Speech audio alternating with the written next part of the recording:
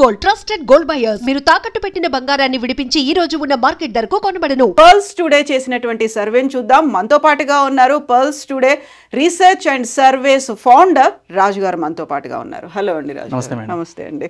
So first మనం డివిజన్ల వారీగా చూద్దాము. జూబ్లీ హిల్స్ కి సంబంధించి 7 డివిజన్లు ఉన్నాయి. ఆ డివిజన్ల వారీగా 3 పార్టీలకి పోల్ పర్సెంటేజ్ అనేది ఎలా ఉండబోతోంది, ఓటర్లు ఎవరి వైపు మొగ్గు చూపబోతున్నారు. ఫస్ట్ మనం ఎర్రగడ్డ డివిజన్ కి సంబంధించి చూసుకుందాం.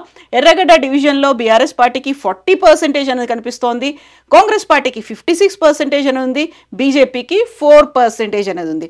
యాక్చువల్గా ఈ సర్వేని ఏ టైంలో స్టార్ట్ చేశారు, దానికి క్రైటీరియాగా ఏ అంశాలు తీసుకున్నారు, ఎలాంటి సర్వే తీసుకున్నారు?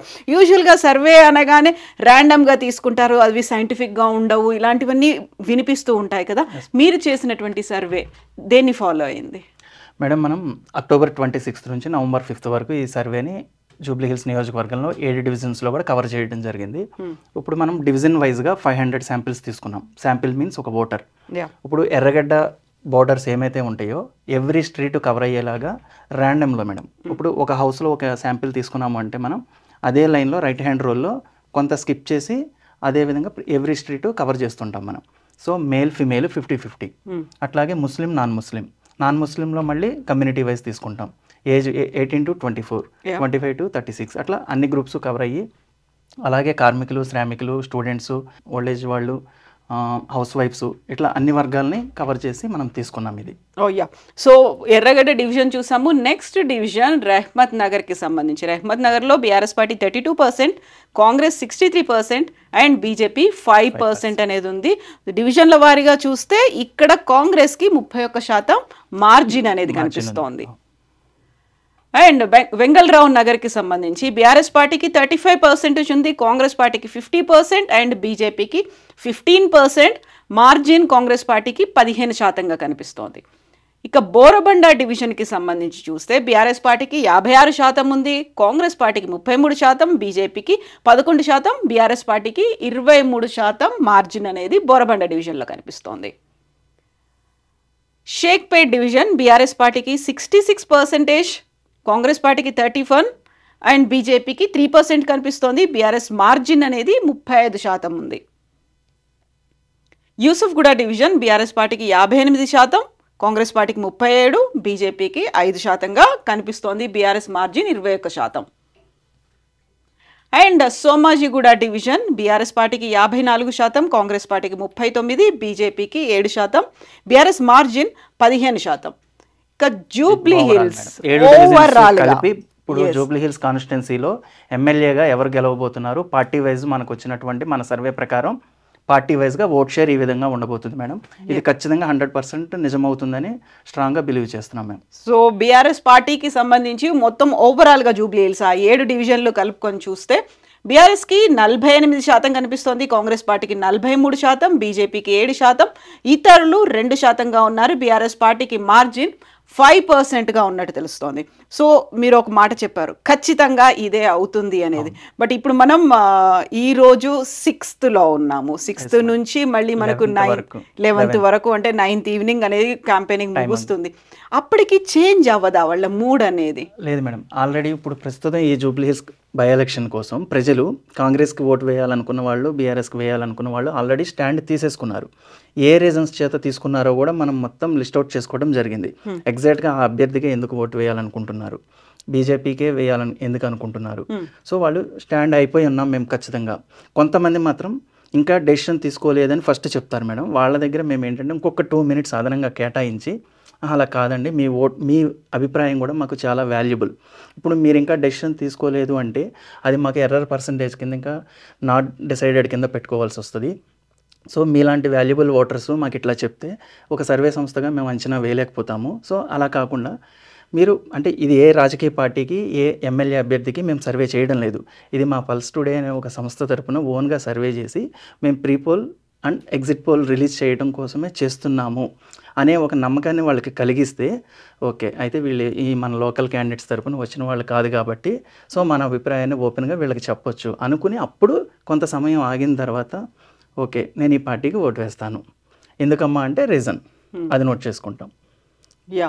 సో ఇప్పుడు మీరు అన్న మాట ఒకటి, అంత ఈజీగా ఓపెన్ అయిపోరు, అందులోనూ ఇంకా టైం ఉంది, బోల్డ్ అని పార్టీలు బోల్డ్ అని ఆఫర్స్ అనేవి ఇస్తున్నాయి, చాలా కలర్ఫుల్ గా ఆకర్షణీయంగా కనిపిస్తున్నాయి. అందులో చాలా వరకు ఇప్పుడు మేము ఎందుకు చెప్పాలి, వేసే ఓటే ఏదో వేస్తాం కదా అనే ఒక ఫీల్ లో ఉంటారు కదా. ఆ టైంలో వాళ్ళని పట్టుకోవడం, నిజంగా వీళ్ళు ఇటువైపే ఆలోచిస్తున్నారు, వీళ్ళకే ఓటే వేయబోతున్నారు, ఎలా ఐడెంటిఫై చేస్తారు? ఇప్పుడు 100లో మేడం 50% పబ్లిక్ ఏంటంటే సర్వేలకు చెప్పాలి, సర్వేలో నాది కూడా అభిప్రాయం భాగం అవ్వాలి అనుకునే వాళ్ళు ఒక 50% ఇంట్రెస్టెడ్గా ఉన్నారు. ఎందుకంటే ప్రతి సర్వేలో మేము చూస్తాం కదా, మమ్మల్ని అడగలేదు ఏంటి, వాళ్ళని అడిగి వెళ్ళిపోతున్నారు అని పిలిచి మరీ చెప్తుంటారు కొంతమంది. సో వాళ్ళు 50% తీసేసుకోగా రిమైనింగ్ 50% ఏంటంటే ఫస్ట్లో కొద్దిగా భయపడుతారు. ఓకే, మీరు ఏ పార్టీ నుంచి వచ్చారు, మిమ్మల్ని ఎవరు పంపించారు, మీ ఐడి కార్డ్ చూపించండి, ఒకసారి క్వశ్చనర్ ఫార్మాట్ కూడా చూపించండి. ఎడ్యుకేటెడ్ వాళ్ళైతే ఫార్మాట్ కూడా చూస్తారు. చూసిన తర్వాత ఐడి కార్డ్ చూసిన తర్వాత ఓకే ఇది రియల్గానే ఒక సర్వే ఆర్గనైజేషన్ అని నమ్మిన తర్వాత కూర్చోమంటారు, కూర్చోబెట్టి వాటర్ అవి ఆఫర్ చేసి ఇంకా అడిగిన క్వశ్చన్స్కి ఇంకా లెందీగా చెప్తూ ఉంటారు. సో అక్కడ ఆ ఓటరు రియల్గా చెప్తున్నాడా లేదా ఏదో ఆర్టిఫిషియల్గా ఏదో చెప్పాలి కాబట్టి చెప్తున్నాడా అనేది మాకు అర్థమైపోతుంది మేడం. ఎందుకు అంటే ప్లస్ ఆర్ మైనస్లు చెప్పే దగ్గర ఇప్పుడు సీఎం ఇప్పుడు కాంగ్రెస్ నుంచి చెప్తేనేమో ముఖ్యమంత్రి గారి పనితీరు గురించి చెప్పేటప్పుడు, ఆ అభ్యర్థి గురించి చెప్పేటప్పుడు, లేదా గత సీఎం గారి గురించి చెప్పేటప్పుడు, బీఆర్ఎస్ పార్టీ చేసిన పనుల గురించి చెప్పేటప్పుడు అర్థమైపోతుంది ఓకే ఈయన అటు సైడ్ ఫేవర్గా ఉన్నాడు కాబట్టి డ్యామ్ షూర్గా ఈయన మనకు చెప్పినట్లే ఏ పార్టీకి ఓటేస్తారన్నప్పుడు బీఆర్ఎస్కి ఓటేస్తాడు. అక్కడ అర్థమైపోతుంది మేడం. ఇంకా మేము ఎంత ట్రై చేసినా కూడా 3 minutes 4 minutes ప్రోబ్ చేసినా కూడా కొంతమంది చెప్పరు. సో అట్లాంటి వాళ్ళని ఏంటంటే ఇంకా ట్రై చేస్తాం, చెప్పట్లేదు అనుకోండి, అది మనం స్కిప్ చేస్తాం తప్ప దాన్ని వ్యాలిడ్ కిందకి తీసుకోం. సో ఇప్పుడు ఈ రెండిటికి బీఆర్ఎస్కి 48%, కాంగ్రెస్కి 43%, మార్జిన్ అనేది కేవలం 5% మాత్రమే ఉంది. అది ఇప్పుడు ఏంటంటే మేడం ప్రతి డివిజన్లో కూడా బీఆర్ఎస్ అభ్యర్థికి కాంగ్రెస్ అభ్యర్థికి చాలా హోరాహోరీ ఫైట్ ఉంది. ఇద్దరిలో ఎవరు తక్కువ కాదు, ఎవరు ఇది కాదన్నట్లే ఉంది. నవీన్ యాదవ్ గారిని ఓన్ చేసుకుంటున్నారు, ఈవిడ్ని లోకల్ క్యాండిడేట్గానే ఓన్ చేసుకుంటున్నారు. కాకపోతే ఆవిడికి ప్లస్ ఆర్ మైనస్లు కొన్ని ఉండడం వల్ల, నవీన్ యాదవ్ గారికి ప్లస్ ఆర్ మైనస్లు కొన్ని ఉండడం వల్ల ఇక అటా ఇటా ఏదో ఒక పార్టీకి మాత్రమే ఓటు వేయగలరు. కాబట్టి ఈ 5% పీపుల్దే మనకు కీ రోల్ అనమాట. సో అదే టఫ్ ఫైట్ అనుకుంటారా? 5% అనేది చాలా హోరాహోరీ టఫ్ ఫైట్. అంటే 48-43 చాలా దగ్గరగా ఉన్నారు. ఒకవేళ ఏదైనా విషయంలో ఇన్ కేస్ బీఆర్ఎస్ అభ్యర్థి పబ్లిక్ మీద ఎక్కువగా ప్రభావం చూపేది ఇప్పుడు మనీ మేనేజ్మెంట్. ఇది ప్రతి ఓటర్ చెప్తున్నారు. కొంతమంది ఏంటంటే ఎవరికి ఓటేస్తారమ్మా మీరు అన్నప్పుడు చివరి ప్రశ్న ఇది. అప్పటి వరకు అంతా ఫేవర్గా మాట్లాడతారు, మొదట్లోనే అర్థమైపోతుంది వీళ్ళు ఎవరికి సానుకూలంగా ఉన్నారు, ఎవరికి ఓటేస్తారో. 5వ క్వశ్చన్కి వీళ్ళ దగ్గర ఏం ఆన్సర్ వస్తుందో నాకు స్టార్టింగ్లోనే మనకు తెలిసిపోతుంది, ఎందుకంటే అంతా ట్రైనింగ్ తీసుకుని ఫీల్డ్లోకి వెళ్తారు. సో చివరి ప్రశ్న దగ్గరికి వచ్చేసరికి ఏంటంటే సతాయిస్తూ ఉంటారు, ఎవరికి డబ్బులు ఎక్కువ ఇస్తే వాళ్ళకి వేస్తాను అంటారు. అదే పోల్ మేనేజ్మెంట్ కింద మనీ మేనేజ్మెంట్. అది మనీ మేనేజ్మెంట్. ఎవరికి ఇద్దరు మంచివాళ్ళే, మాకు ఇద్దరు కావాలి, ఆయన తెలుసు ఈయన తెలుసు, డబ్బులు వాళ్ళు ఎక్కువ ఇస్తే వాళ్ళకి వేస్తా, వీళ్ళు ఎక్కువ ఇస్తే వీళ్ళకి వేస్తా అంటాడు.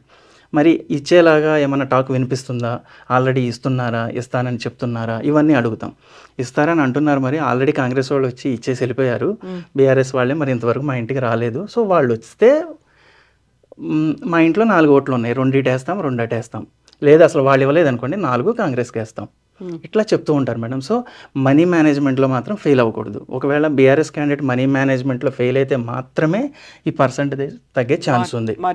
మారుతుంది అంటే మారుతుందంటే మీన్స్ ఒక 48 మనం ఎక్స్పెక్ట్ చేసాం కదా, 47కి 46.5కి అట్లా పడే ఛాన్స్ ఉంది తప్పించి అంచనా తారుమారయ్యే ఛాన్స్ అయితే లేదు. ఇక్కడ డిసైడ్ అయిపోయింది ఎవరు గెలవబోతున్నారు. ఖచ్చితంగా బీఆర్ఎస్ పార్టీ అభ్యర్థి మాగంటి సునీత గారు ఎమ్మెల్యేగా గెలవబోతున్నారు. సో కీలకమైనటువంటి అంశాలు ఏమున్నాయి, ఓటర్లు ఎందుకని బీఆర్ఎస్ వైపు లేకపోతే కాంగ్రెస్ వైపు మొగ్గు చూపుతున్నారా, ఆ పార్టీలను ఓటేయాలని ఎందుకు డిసైడ్ అయ్యారు, సో సానుకూల అంశాలు ఏమున్నాయి, వ్యతిరేకంగా ఏం ఆలోచిస్తున్నారు, ఏవి క్రూషియల్ రోల్ ప్లే చేయబోతున్నాయి, బీఆర్ఎస్ పార్టీ అభ్యర్థికి ఉన్న సానుకూల అంశాలు అడ్వాంటేజెస్ మేడం.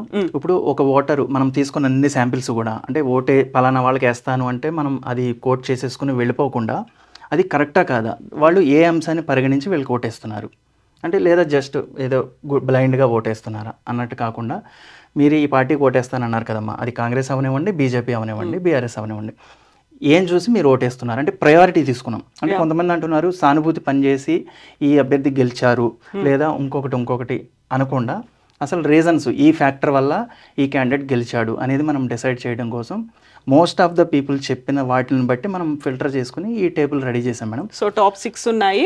బీఆర్ఎస్ పార్టీ రాష్ట్ర వ్యాప్తంగా చేసిన అభివృద్ధి కార్యక్రమాలు ప్రస్తావన ఉంది.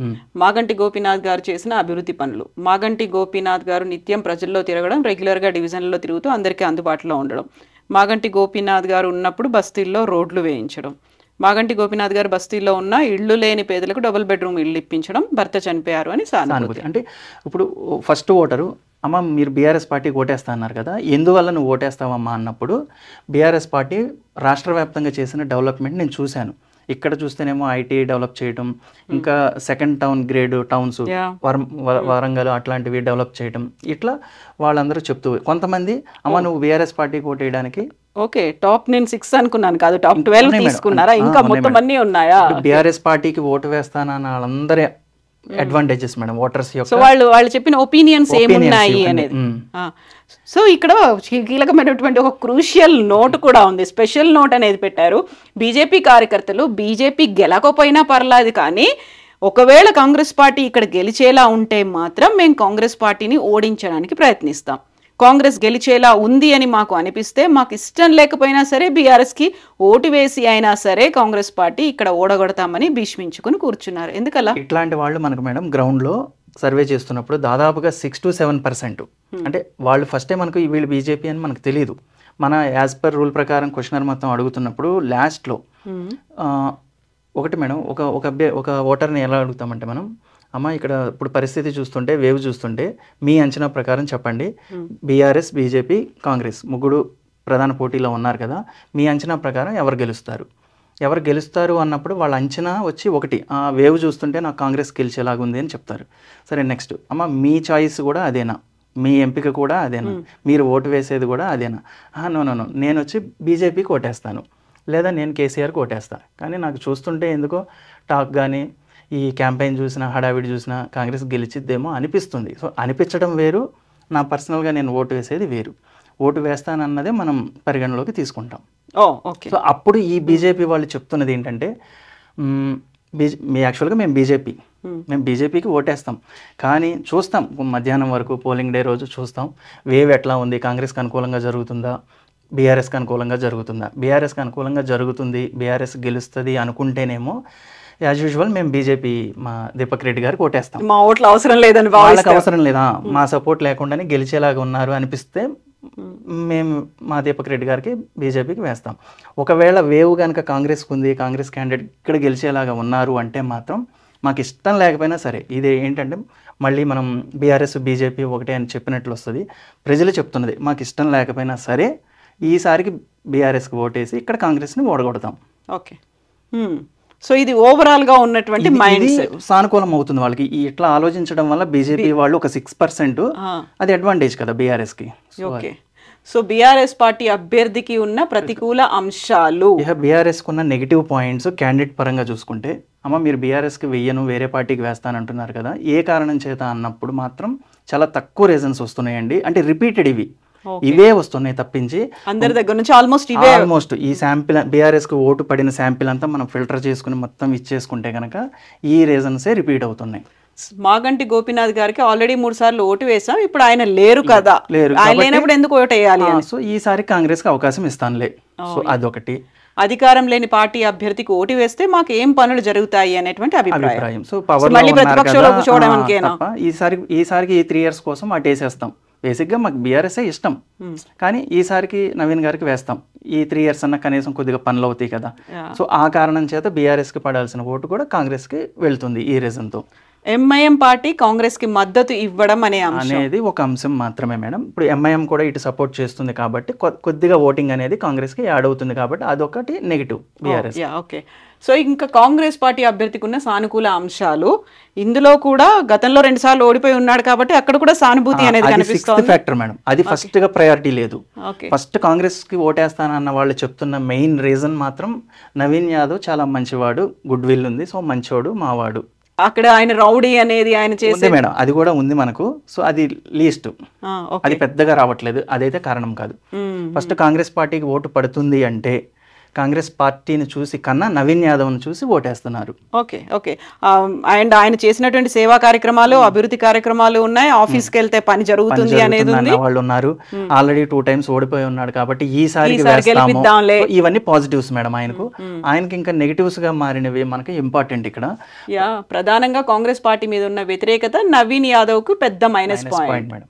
సో కాంగ్రెస్ పార్టీ 2 years లో ఏమీ జరగలేదు, ఏం పనులు చేయలేదు, సో అందువల్ల ఇంకా కాంగ్రెస్ కి వేసి మళ్ళీ ఏం ఉపయోగం అనేది ఈయనకు మైనస్ గా మారుతుంది.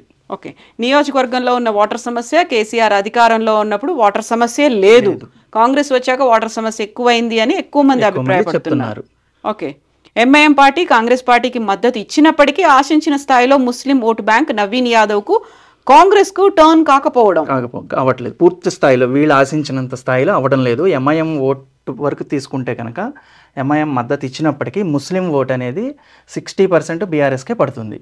బట్ ఇక్కడ వెరీ రీసెంట్ గా జరిగినటువంటి డెవలప్మెంట్, అజరుద్దీన్ కేబినెట్ లోకి తీసుకున్నారు, ఆయనకు ఒక పోర్ట్ఫోలియోస్ అనేసి ఇచ్చారు, అవి ఇచ్చిన తర్వాత టర్న్ అవుట్ అవుతాయి అనుకున్నప్పుడు దాన్ని కన్సిడర్ చేయట్లేదా అక్కడ? ఇది కూడా మన ప్రశ్న ఉంది మేడం. ప్రతి ఓటర్ దగ్గర కూడా ఇది ముస్లిం ఓటర్ దగ్గర ప్రస్తావించాం మనం.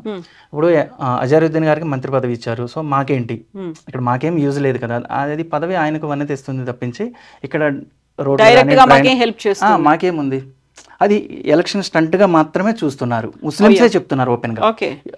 హడావిడిగా ఇచ్చేసారు. ఓకే, అది ఆయనకి ప్లస్, ఆయనకి పనికి వస్తుంది, మాకేముంది, మాకు ఇదిగో కేసీఆర్ అప్పుడు ఇవి చేసిండు, ఇవి చేశాడు, ఇవన్నీ ఇప్పుడు మీరు చూస్తున్నారు కదా, ఇవన్నీ కూడా ఆయన కట్టించినవే. ఇప్పుడు ఈ డబుల్ బెడ్రూమ్ ఇల్లు ఉన్నాయి కదా, ఇవన్నీ ఆయన ఇచ్చినవే. మాకు రాకపోయినా ఇదిగో వాళ్ళకి వచ్చింది కదా, మాకు అప్పుడు వాటర్ సమస్య ఉండేది కాదు, ఇప్పుడు వాటర్ సమస్య ఉంది. అజారుద్దీన్ ఫ్యాక్టర్ అనేది మేడం అస్సలు ఎక్కడ కనిపించట్లేదు. ఓకే, కాంగ్రెస్ పార్టీ అభ్యర్థికి ఉన్న ప్రతికూల అంశాలు, అజరుద్దీన్ గారికి మంత్రి పదవి ఇచ్చినా కేవలం election stunt. Okay, Naveen Yadav మంచోడే కానీ ఆయన వెనకాల ఉండే గ్యాంగ్స్ తో ఇబ్బంది అనే భావన కొంతమంది చెప్పారు మేడం. అండ్ అందుకని ఇది 6th కిందకి వెళ్ళింది. మెయిన్ ఇదే కారణం కాదు, ఆ కొంతమంది చెప్తున్న వాళ్ళని కూడా ఇంకా డీప్ గా అడగడం జరిగింది. అలా చెప్తున్నారు కదమ్మా, మీకు ఏదైనా పర్సనల్ గా మీకు ఏమైనా అనుభవం ఉందా, అంటే మీరు ఏదైనా ఆ గ్యాంగ్స్ తోటి మీరు ప్రాబ్లం ఫేస్ చేయడం కానీ, లేదా మీ ఏరియాలో ఏదైనా ఇబ్బంది జరిగిందా అంటే అట్లాంటిది ఏం లేదు, ఎక్స్ప్లెనేషన్ లేదు. మళ్ళీ పలానా జరిగింది, ఇందువల్ల వాళ్ళ గ్యాంగ్ని మేము చెడు అభిప్రాయంతో చూస్తున్నాం అనడానికి కారణాలు లేవు, కాకుండా ముద్ర పడిపోయింది. సో అది ఆయన తొలగించుకునేలాగా ఒక స్టేట్మెంట్స్ అట్లాంటివి ఇచ్చుకుంటే వాళ్ళ వల్ల మీకు ఎటువంటి ఇబ్బంది ఉండదు, అది రూమర్స్ అని ఆయన చెప్తే ఆయన కొద్దిగా ప్లస్ అవ్వచ్చు. ఓకే, బస్ ఛార్జెస్ పెంచడం, మహిళలకు ఉచిత బస్ పథకం పెట్టి ఆవారా ఛార్జీలు పెంచారంటే ఇతర ఛార్జీలు అనేవి పెంచారు, కేవలం ఒకటి ఏం చేసింది ఈ 2 years అన్న వాళ్ళ దగ్గర మేము చెప్తాం, అదేంటంటే ఫ్రీ బస్ ఇచ్చారు కదా, మీ ఇంట్లో లేడీస్ అందరూ కూడా ఫ్రీగా వెళ్తున్నారు కదా, గవర్నమెంట్ ఏం చేయట్లేదు అంటారు ఏంటి అన్నప్పుడు, పెంచారు, ఉచితంగా ఇచ్చారు, ఏం సుఖం, అది ఛార్జెస్ పెంచేశారు, కవర్ అయిపోయింది కదా. ఇప్పుడు మేము అదే, ఇప్పుడు పేరుకే తగ్గించారు, మా వైఫ్ టికెట్, నేను టికెట్, మా భార్యాభర్తల టికెట్ కలిపి నా దాని మీద పడిపోయింది కదా, ఇంకా ఫ్రీ ఎక్కడ ఉంది అని తిరిగి క్వశ్చన్ చేస్తున్నారు. ఓకే, సో బీజేపీ పార్టీ అభ్యర్థికి ఉన్న సానుకూల అంశాలు, మోదీ క్యాండిడేట్ దీపక్ రెడ్డి గారికి ఇక్కడ ఎవరైనా ఆ 7% ఎవరైతే ఓటు వేస్తున్నారో వాళ్ళు ఏం చూసి ఓటేస్తున్నారు అంటే మోదీ గారిని చూసి ఓటేస్తున్నారు first of all. Okay, Hindu party అనే అభిప్రాయం ఇవి కొన్ని కమ్యూనిటీస్ లో కొన్ని వర్గాల్లో కనిపిస్తుంది, వాళ్ళే చెప్తున్నారు. ఓకే, బీఆర్ఎస్ కాంగ్రెస్ పార్టీలు నచ్చని వారికి ప్రత్యామ్నాయ అవకాశంగా మాత్రమే చూసి ఇంకా ఆల్టర్నేట్ ఇది ఒకటే ఉంది కాబట్టి మెయిన్ పార్టీ దానికి వేస్తాం. అంటే బీజేపీని ఆన్ ద హోల్ చూడట్లేరు, క్యాండిడేట్ ని చూడట్లేదు మేడం. సో బీజేపీ పార్టీ అభ్యర్థికి ఉన్న ప్రతికూల అంశాలు, ఈ ఉప ఎన్నికను బీజేపీ అభ్యర్థి కానీ బీజేపీ ముఖ్య నేతలు కానీ సీరియస్ గా తీసుకున్నట్లు అనిపించట్లేదు. ఇది జనాలే అంటున్నారు. ఇప్పుడు అంటే కొంతమంది చెప్తున్నారు ఏమంటే బీజేపీ ఏం లేదండి ఇక్కడ, ప్రధానంగా కాంగ్రెస్ బీఆర్ఎస్ మధ్య ఉందన్నప్పుడు, ఎందుకు అంటే అసలు ప్రచారం కూడా మా ఏరియాలోకి ఇంతవరకు రాలేదు, ఆయన మొహం కూడా మేము ఇంతవరకు చూడలేదు, సో వాళ్ళంటే ఇంటింటికి వస్తున్నారు, సునీత గారి 2 పిల్లలు వస్తున్నారు, నవీన్ యాదవ్ వస్తున్నాడు, సో ఇట్లా వాళ్ళైతే వస్తున్నారు తప్ప ఈయన ఎక్కడ రావట్లేదు కదా, సో ప్రచారంలో కూడా వెనకబడిపోయారు.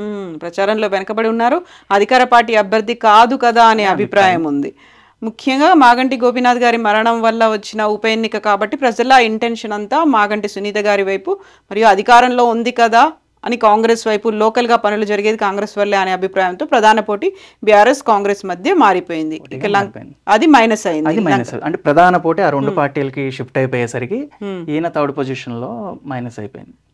జూబ్లీ హిల్స్ నియోజకవర్గంలో ముస్లిం ఓటు బ్యాంక్ అధికంగా ఉంది, బేసిక్ గా ముస్లిమ్స్ బీజేపీకి ఓటు వేయడానికి ఇష్టపడకపో, అంతకు మించి బీజేపీ అభ్యర్థి లంకల దీపక్ రెడ్డి మీద వ్యతిరేక భావన, ఆరోపణలు వంటివి ఏం లేవు, క్లీన్ వైట్ పేపర్ లాగానే చెప్తున్నారు. ఆయన మీద ఈ అవినీతి ఆరోపణలు ఉన్నాయి, ఆయనకి ఎందుకు ఓటేయాలి, అంతకుముందు ఇలా చేశాడు ఇట్లాంటివి ఏమి నెగిటివ్స్ చెప్పట్లా, ఓన్లీ మెయిన్ గోపీనాథ్ గారు మరణించారు కాబట్టి వేస్తే ఆవిడకన్నా వేయాలి, పార్టీ రూలింగ్లో ఉంది కాబట్టి కాంగ్రెస్ కన్నా వేయాలి, బీజేపీకి వేస్తే ఇప్పుడేమొస్తుంది, సో వేస్తే నెక్స్ట్ ఎలక్షన్స్కి చూద్దాం అంతే. మరో ముఖ్యమైన విషయం, బీజేపీ కార్యకర్తలు బీజేపీ గెలవాలి అనే పాయింట్ మీద కన్నా కూడా కాంగ్రెస్ పార్టీ మాత్రం గెలవకూడదు అనే సంకల్పంతో ఉండడం వల్ల బీజేపీకి డిపాజిట్ కూడా కోల్పోతుంది. సో ఇవన్నీ నెగిటివ్స్ మేడం బీజేపీకి. సో మళ్ళీ ఇప్పుడు ఈ టైం ఉంది కదా, ఇంకొక 4-5 days అనేది టైం ఉంది. దీంట్లో కూడా మళ్ళీ ఒక మూడ్ చేంజ్ అవ్వచ్చు, లేకపోతే లాస్ట్ మినిట్లో జరిగేటువంటి పోల్ మేనేజ్మెంట్ కావచ్చు, స్ట్రాటజీస్ మారవచ్చు. అప్పుడు ఎలాంటి రోల్ ప్లే చేస్తుంది, అప్పుడు ఏమైనా చేంజెస్ ఎలా ఉంటాయి మేడం? పోల్ మేనేజ్మెంట్ స్ట్రాంగ్గా చేయాలని బీఆర్ఎస్ ఎంత స్ట్రాంగ్గా ఉందో కాంగ్రెస్ కూడా అంతే స్ట్రాంగ్గా ఉంది. సో పోల్ మేనేజ్మెంట్లో పెద్దగా డిఫరెన్స్ వచ్చే ఛాన్స్ లేదు. ఇక ఎటు తిరిగి మనీ మేనేజ్మెంట్లో ఎవరు పర్ఫెక్ట్గా చేస్తారు, ఇద్దరూ పర్ఫెక్ట్గా చేస్తే ఎగ్జాక్ట్ అదే రేషియో వచ్చే ఛాన్స్ ఉంది. ఎవరన్నా తగ్గితే మాత్రం 1 or 2% మాత్రమే అటు ఇటు అవుతుంది. సో హ్యూజ్ మార్జిన్ అని చెప్పుకోవడానికి లేదు. హోరాహోరీ ఫైట్లో మన అంచనా ఖచ్చితంగా మాగంటి సునీత గారు 9,000 నుంచి 10,000 మెజారిటీతో ఎమ్మెల్యేగా గెలుస్తారు. జూబ్లీస్ కాన్స్టిట్యున్సీలో బేసిక్గా మనకు ఒక 55% పోలింగ్ అట్లా జరుగుతుంది, ఇంకెక్కువ జరగదు. ఒకవేళ పోలింగ్ ఎక్కువ జరిగిందనుకోండి కాంగ్రెస్కి అడ్వాంటేజ్ అయ్యే ఛాన్స్ ఉంది ఇక్కడ. ఓకే, సో ఇప్పుడు క్యాంపెయినింగ్ తో పాటుగా ఎవరెవరు ఎలాంటి స్ట్రాటజీస్ అందరినీ కూడా ఓటింగ్కి వచ్చి ఓటు వేసుకునేలాగా, ఇంకెవరెవరు రాలేదు, ఏ బూత్లో ఎంత లోలో ఉంది, ఆ బూత్ ఏజెంట్లు గ్రౌండ్లోకి వెళ్ళి మేనేజ్ చేసుకుంటూ ఇదంతా చేస్తే కొద్దిగా పర్సంటేజ్ కూడా పెరుగుతుంది. ఎంత ట్రై చేసినా కూడా బేసిక్గా జూబ్లీ హిల్స్ కాన్స్టిట్యున్సీ 55కి క్రాస్ అయ్యే ఛాన్స్ చాలా తక్కువ. అది మెయిన్ ఎలక్షన్ టైంలోనే కష్టపడ్డారు. ఇప్పుడు బై ఎలక్షన్ కాబట్టి కొద్దిగా ఈ హడావిడి ఉంది కాబట్టి వేద్దాము, ఒక స్పెషల్గా వచ్చిన ఎన్నిక కదా అనేసి కొంతమంది కూడా పనులు మానుకుని వచ్చి వేస్తారు. ఏదేమైనా 60 లోపే ఉంటుంది మేడం పర్సంటేజ్. సో దాన్ని దృష్టిలో పెట్టుకుంటే సునీత గారికి 9,000 10,000 మెజారిటీ వస్తుంది. దీనికి కొన్ని సైంటిఫిక్ రీజన్స్ కూడా ఉన్నాయి మేడం. ఇప్పుడు ఎందుకంటే ఇంకొక లాజిక్ చెప్తా. ఇప్పుడు గత ఎలక్షన్స్లో ఎంఐఎం సింగిల్గా పోటీ చేసింది, కాంగ్రెస్ సింగిల్గా పోటీ చేసింది, బీఆర్ఎస్ సింగిల్గా పోటీ చేసింది. అప్పుడు ప్రధాన పోటీలో ఉన్నప్పుడే మాగంటి గోపీనాథ్ గారికి వచ్చిన అత్యధిక మెజారిటీ 16,000. ఇప్పుడు చాలామంది కొంతమంది విశ్లేషణలు కొన్ని సర్వేలు 30,000 35,000 అట్లా మెజారిటీలు వస్తాయని కూడా చెప్తున్నాయి. సో ఈ లాజిక్ మరి ఎక్కడ మిస్ అవుతుందో తెలియదు. ఇప్పుడు మాగంటి గోపీనాథ్ గారే స్వయంగా పోటీలో ఉన్నప్పుడు ఎంఐఎం ఓట్లు ఆ పార్టీ ఓట్లు ఆ పార్టీ చీల్చుకున్నప్పుడే అంత మెజారిటీ వచ్చినప్పుడు ఇప్పుడు ఎంఐఎం మద్దతు కాంగ్రెస్కు ఉంది. సో ఇట్లాంటి సిచ్యువేషన్లో ఇంకా ఇంతకు మించి మెజారిటీ అప్పటికన్నా తగ్గాలే తప్ప పెరిగే ఛాన్స్ అయితే లేదు. సో కొత్త ఓటర్లు వచ్చారు అనుకుందాం, కొత్త ఓటర్లు వచ్చినా కూడా అది ఇద్దరికి స్ప్లిట్ అవుతుంది తప్ప ఆ కొత్తగా వచ్చిన ఓటర్లు అందరూ బీఆర్ఎస్కో అందరూ కాంగ్రెస్కో ఓటు వేసే ఛాన్స్ లేదు. సో ఈ సైంటిఫిక్ ఈక్వేషన్ చూసుకున్నా కూడా మెజారిటీ అనేది వర్కౌట్ అవుతుంది. 9 నుంచి 10,000 వచ్చే ఛాన్స్ ఉంది. ఇది మనకు 14వ తారీఖు తెలుస్తుంది. ఎస్ అండి, థ్యాంక్ యూ సో మచ్ రాజు గారు. థ్యాంక్ యూ అండి.